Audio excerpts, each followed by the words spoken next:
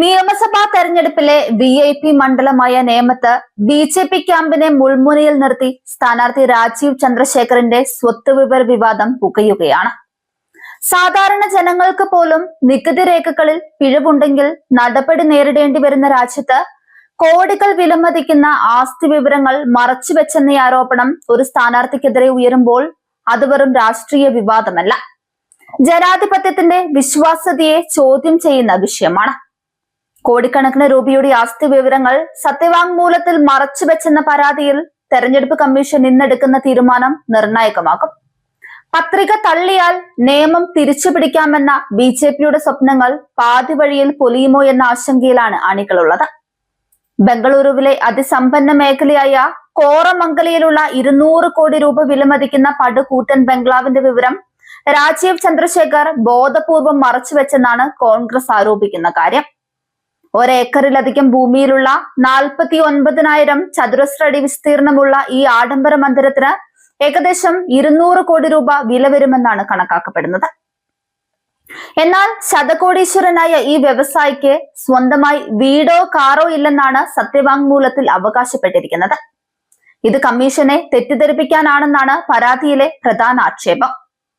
കോറമംഗലയിലെ 408 number വസ്തുവിന്റെ നികുതി രേഖകൾ ഉൾപ്പെടെയുള്ള തെളിവുകളാണ് പരാതിക്കൊപ്പം സമർപ്പിച്ചിരിക്കുന്നത്. രസകരമായ മറ്റൊരു വസ്തുത, തനിക്ക് വീടില്ലെന്ന് പറയുന്ന രാജീവ് ചന്ദ്രശേഖർ തന്റെ താമസ സ്ഥലമായി സത്യവാങ്മൂലത്തിൽ നൽകിയിരിക്കുന്നത് ഇതേ 408 നമ്പർ വിലാസം തന്നെയാണ് എന്നതാണ്. ജനപ്രാതിനിധ്യ നിയമപ്രകാരം വസ്തുതകൾ മറച്ചുവെക്കുന്നത് സ്ഥാനാർത്ഥിത്വത്തെ തന്നെ ബാധിക്കുന്ന ഗുരുതരമായ കുറ്റമാണ്.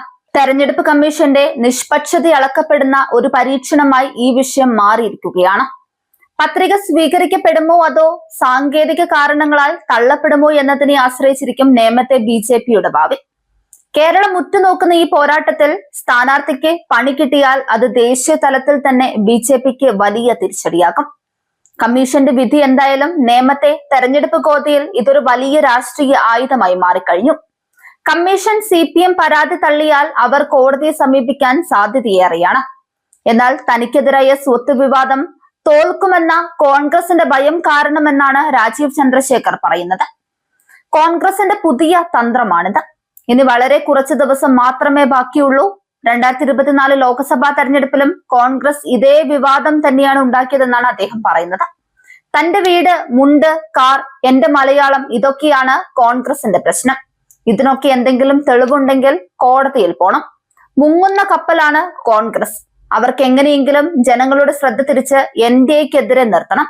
വേണ്ടാത്ത കാര്യങ്ങൾ പറഞ്ഞിട്ട് വിവാദങ്ങൾ ഉണ്ടാക്കാൻ ശ്രമിച്ചാൽ അതൊന്നും നടക്കില്ലെന്നും ഈ തെരഞ്ഞെടുപ്പിൽ ആ തന്ത്രം നടപ്പിലാവില്ലെന്നുമാണ് രാജീവ് ചന്ദ്രശേഖർ പറയുന്നത്. ഇവിടെ വിധി പറയേണ്ടത് ഇലക്ഷൻ കമ്മീഷൻ മാത്രമല്ല, കേരളത്തിലെ വോട്ടർമാർ കൂടിയാണ്.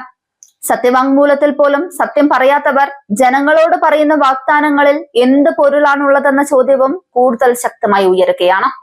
പത്രിക തള്ളപ്പെടുകയാണെങ്കിൽ അത് ഒരാളുടെ തോൽവി മാത്രമാകില്ല, ഒരു രാഷ്ട്രീയ ക്യാമ്പിന്റെ വിശ്വാസ്യതയ്ക്കുള്ള വലിയ അടിയാകും. അതേസമയം പത്രിക അംഗീകരിക്കപ്പെട്ടാലും ഈ വിവാദത്തിന്റെ നിഴൽ നീങ്ങില്ല. കാരണം തെരഞ്ഞെടുപ്പ് പോരാട്ടങ്ങളിൽ ജയിക്കുന്നതും തോൽക്കുന്നതും വോട്ടുകൾ കൊണ്ടാണ്. പക്ഷെ വിശ്വാസം നഷ്ടപ്പെട്ടാൽ അത് തിരിച്ചു നേടാൻ തെരഞ്ഞെടുപ്പുകൾ പോലും മതിയാവില്ല.